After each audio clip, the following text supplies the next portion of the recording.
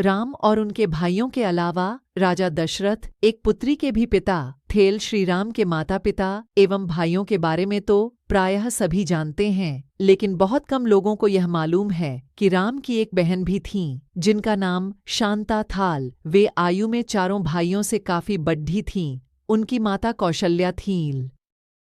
ऐसी मान्यता है कि एक बार अंगदेश के राजा रोमपद और उनकी रानी वर्षिणी अयोध्या आयल। उनको कोई संतान नहीं थी। बातचीत के दौरान राजा दशरथ को जब यह बात मालूम हुई तो उन्होंने कहा, मैं अपनी बेटी शांता आपको संतान के रूप में दूंगा।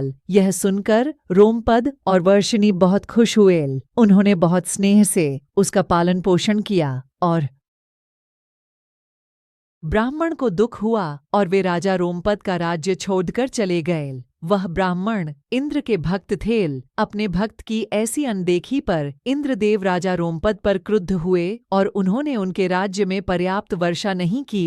इससे खेतों में खद्दी फसलें मुरझाने लगीं। इस संकट की घड़ी में राजा रोमपद ऋष्यशृंग आराषि के पास गए और उनसे उपाय पूछा। आर्षि ने बताया को दुख हुआ और वे राजा रोमपद का राज्य छोड़कर चले गए। वह ब्राह्मण इंद्र के भक्त थे। अपने भक्त की ऐसी अनदेखी पर इंद्रदेव राजा रोमपद पर क्रुद्ध हुए और उन्होंने उनके राज्य में पर्याप्त वर्षा नहीं की। इससे खेतों में खद्दी फसलें मुरझाने लगीं। इस संकट की घड़ी में राजा रोमपद ऋष्यशृंग आराषि के पास गए और उनसे उपाय पूछा।